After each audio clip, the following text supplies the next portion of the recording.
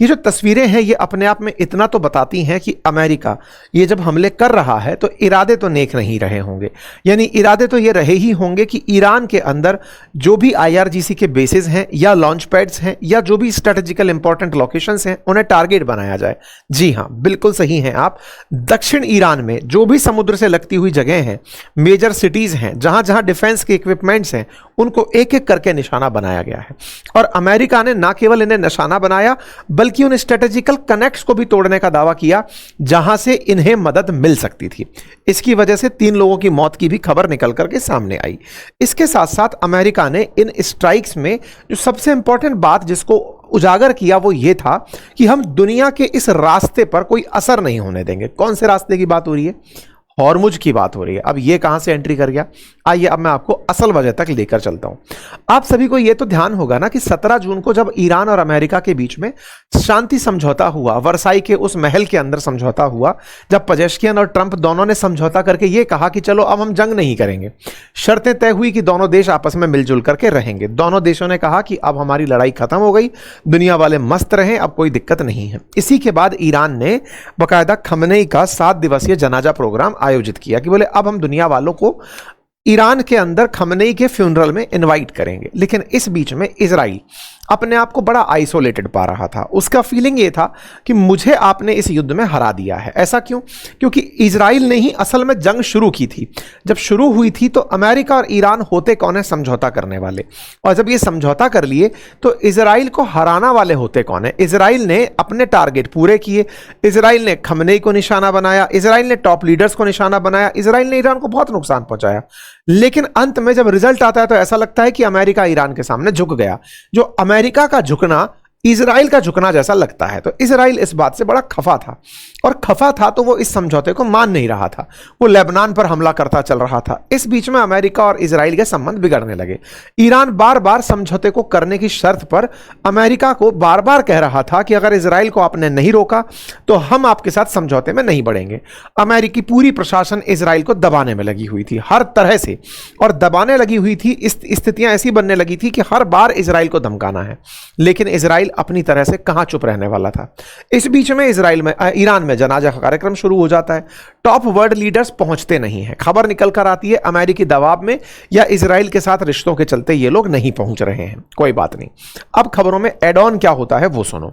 हुआ ये कि ईरान ने कल यानी कि एक दिन पहले हॉर्मुज से गुजरते हुए 3 जहाजों पर हमला कर दिया। मतलब एक तरफ तो आप इजराइल को दबा के चल रहे हो, अमेरिका और इजराइल को लड़ा चुके हो, दूसरी तरफ ईरान वालों ने स्ट्रेट ऑफ हॉर्मुज से गुजरते हुए 3 जहाजों पर हमले कर दिए। देखो आप इस क्रोनोलॉजी को समझिए। इधर इजराइल को चुप करा दिया आपने कि तुम हमला नहीं करोगे, इजराइल चुप बैठ गया। अमेरिका ने कहा चलो ये कोई बात नहीं, हमने अपने एक दोस्त को रोक दिया। आपको पता है इजराइल अमेरिका का कितना बड़ा दोस्त है, हमने कईयों बार बताया है। लेकिन इस बात से समझिए कि लगभग हर साल $3 बिलियन का वो इक्विपमेंट खरीदता है अमेरिका से। $3 बिलियन की ट्रेड डील केवल डिफेंस में होती है उसकी। ये चलेगा ही चलेगा कार्यक्रम, 2028 तक की डील है उन लोगों की। तो अमेरिका के लिए वो एक बड़ा बाजार भी है। ऐसे में उनको इस तरह से रोकना तो फिर डिफेंस के इक्विपमेंट की जरूरत ही क्या पड़ेगी। नेतन्याहू बोल पड़े, अगर तुम लोगों को यही लगता है अब हम अपना डिफेंस इक्विपमेंट खुद बनाएंगे। खैर, इस बीच में तलखियां अपनी जगह रही।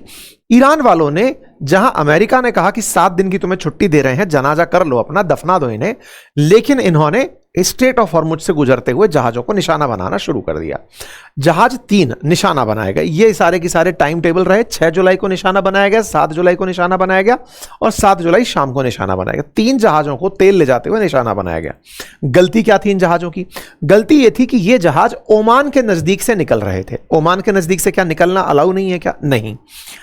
ईरान का मानना है कि अगर आपको स्ट्रेट ऑफ हॉर्मुज क्रॉस करनी है तो आप हमारे बताए हुए रास्ते से निकलोगे। हमारा बताया हुआ मतलब जो ईरान के नजदीक से निकलता हुआ रास्ता है वहां से गुजरोगे, और ईरान को बता के निकलोगे कि हम यहां से जहाज लेकर जा रहे हैं, हमने आपसे परमिशन ले ली है, हमारी इजाजत के बिना यहां से क्रॉस नहीं करोगे। मतलब एक तरफ तो जनाजे के नाम पर हमले से रुकवा कर बैठा है ईरान, दूसरी तरफ IRGC गुजरने वाले जहाजों को धमका के निकालता है कि अगर आप पूछकर नहीं निकले तो हम तुम पर हमला कर देंगे। अमेरिका इस बीच में जब यह कार्यक्रम चल रहा था, इससे 7 दिन पहले कतर के अंदर अप्रत्यक्ष रूप से ईरान से बातचीत किया और कहा कि देखो, आप इस वाले रास्ते के ऊपर ये जो आप अपनी तरफ से इनडायरेक्ट रोक लगाने का प्रयास कर रहे हो, ये चलेगा नहीं। अगर ये हुआ तो इससे दिक्कतें खड़ी होंगी।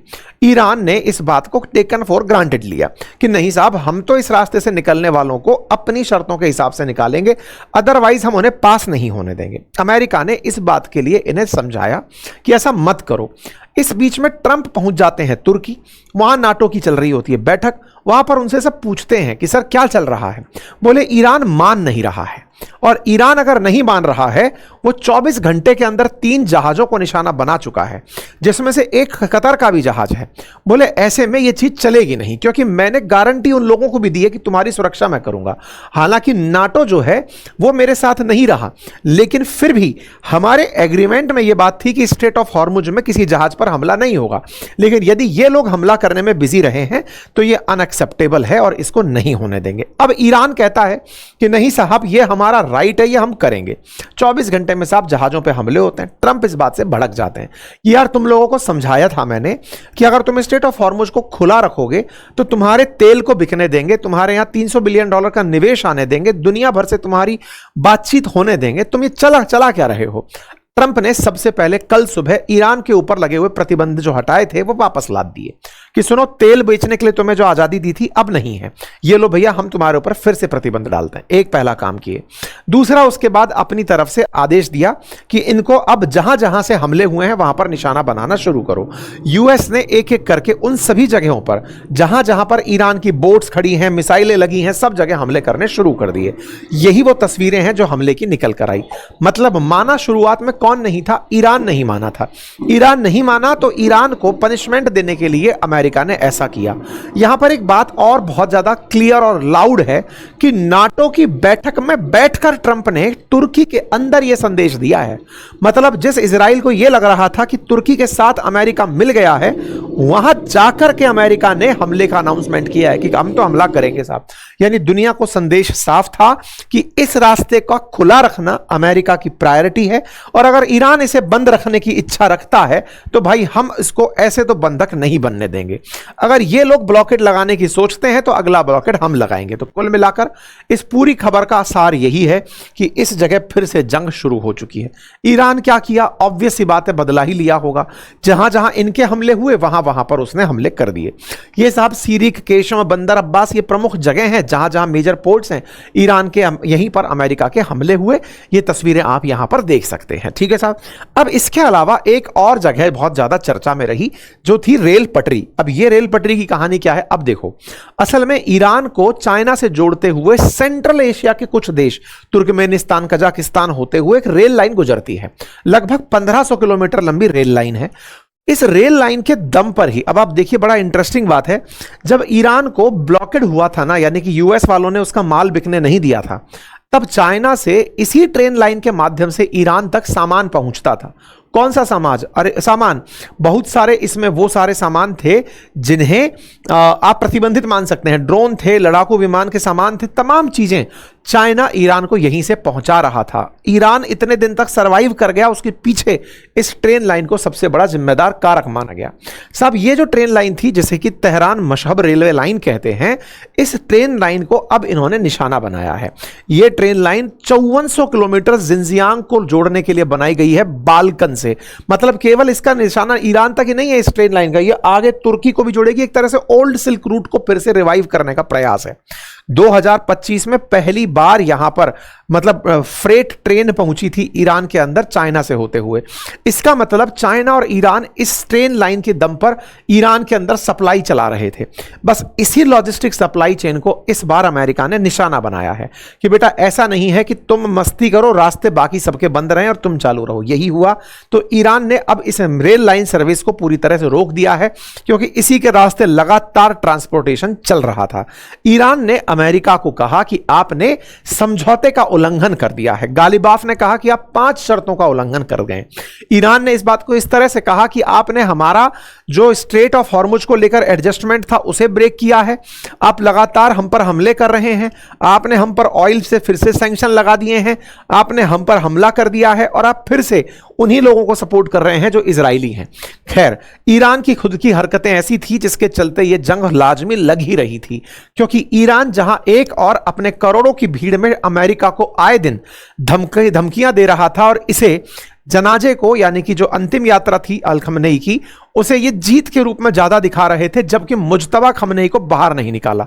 एक तरफ डर इस बात का कि इजराइल उन्हें मार देगा, लेकिन दुनिया के वर्ल्ड लीडर्स को इसलिए बुलाना कि हमारा शक्ति देखो, हमारी ताकत देखो कि हमने अमेरिका को झुका दिया। अपनी जीत के रूप में खमनेई के जनाजे के कार्यक्रम को करने का जो प्रयास था, वो संदेश ईरान का सही तरह से लैंड नहीं हुआ। इन लोगों ने जो भी तरीके अपनाए हों, वो तरीके यही थे। ईरान ने क्या किया? ईरान ने बदले में कुवैत और बहरीन के ऊपर हमले कर दिए और उनके सायरन वगैरह बजते रहे। जहां जहां अमेरिका के ठिकाने हैं, वहां वहां पर इन्होंने हमले कर दिए। तो क्या साहब तुर्की ईरान का साथ देगा? नहीं नहीं, ट्रंप उसको साध लिए हैं। नाटो को पूरी तरह साध कर उनको यह याद दिलाकर कि तुम तो मेरे साथ जंग में नहीं थे, मैं इलाज करूंगा, ट्रंप इस बात को पब्लिकली बोलकर आ गए हैं। क्या हम यह मान लें कि आने वाले समय में अमेरिका फिर इजराइल के साथ हो गया है?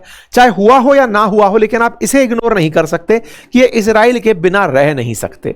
इजराइल साथ नहीं है तो ट्रंप को निश्चित ही कोई ना कोई डर है। अमेरिकी इशारे पर पीटर हेग्सेथ बोलते हैं कि सर का आदेश हो गया है, अब हम हमला करने जाएंगे। ट्रंप कुल मिलाकर के एक बार बात बोलते बोलते जीभ लड़खड़ा भी गई। इन्होंने कहा कि हमने Iran Islamic Republic of Japan पर हमला कर दिया है। जापान को ईरान की जगह जापान इन्होंने शब्द बोल दिया। कुल मिलाकर के अब ये खुला खेलने के मूड में आ गए हैं और ईरान पर हमले शुरू हो गए हैं। ये सारे के सारे सायरन्स वगैरह जो आप सुनते देख रहे हैं, 7 बड़े ईरानी शहर हैं जिसके ऊपर इन्होंने निशाना बनाया है। ट्रंप इस बीच में पत्रकारों से एक मजे की बात और ले रहे थे। कह रहे थे कि सुनो भाई, एक काम करो, शीशे नीचे कर लो, शीशों के ऊपर जो लगे हुए हैं ना, इनको नीचे कर लो, क्या पता ईरानी हमें निशाना बना ले, मैं उनकी हिट लिस्ट में सबसे ऊपर हूं। ट्रंप ये भी कहते हुए पाए गए। लेकिन उनका उद्देश्य सिंपल था कि ईरान को अमेरिका और अमेरिका को ईरान अपने लिए फिलहाल सबसे बड़ी थ्रेट मानते हैं और ट्रंप खुद मानते हैं कि उनका टारगेट यही है कि अमेरिकियों को टारगेट, मतलब ईरान का टारगेट ट्रंप है, वो खुद मानकर चलते हैं। कुल मिलाकर ये हो गई सारी बातें। इसके साथ साथ अब एक सवाल यह भी बनता है कि साहब इजराइल का क्या रोल है इस बीच में? तो जहां तक ट्रंप के अलाइज ने या फिर इन्होंने जेडी वेंस ने ईरान से यह कहा था कि यू आर ओनली आवर, मतलब हम तुम्हारे केवल सहयोगी एकमात्र हैं, इस पर इजराइल का बयान था कि केवल आप ही नहीं, इंडिया भी हमारे साथ है। ये सारे बयान इस समय मीडिया में चल रहे हैं, लेकिन कुल मिलाकर इजराइल का एक मैसेज दुनिया को साफ चला गया है कि हम अगर सामने नहीं भी है ना, तो भी हम ही खेल रहे हैं। मतलब इजराइल के बिना अमेरिका कुछ नहीं है और अमेरिका को हमले करने होंगे अगर इस गल्फ नेशंस के अंदर उसे शांति चाहिए। अब देखिए यहां से आगे चीजें कैसे लैंड करती हैं। सोचा जा रहा है कि रात तक इजराइल भी इन हमलों में शामिल हो जाएगा ईरान पर हमला करने के लिए। अब तेल की कीमतों पर क्या असर होगा ये बताने की आवश्यकता तो नहीं होनी चाहिए। आप खुद समझदार हैं, खुद से जोड़ चुके होंगे अब तक चीज़ों को। फिलहाल के लिए इतना ही, बहुत बहुत धन्यवाद। और हाँ, हमारा जो कोर्स का लिंक है वो कमेंट बॉक्स में पिन है। अंकित 33 कूपन कोड यूज करना बिल्कुल मत भूलिए। 1 साल की वैधता के साथ के इस कोर्स में 33% का डिस्काउंट आपको इस कोर्स के ऊपर मिल जाएगा। धन्यवाद।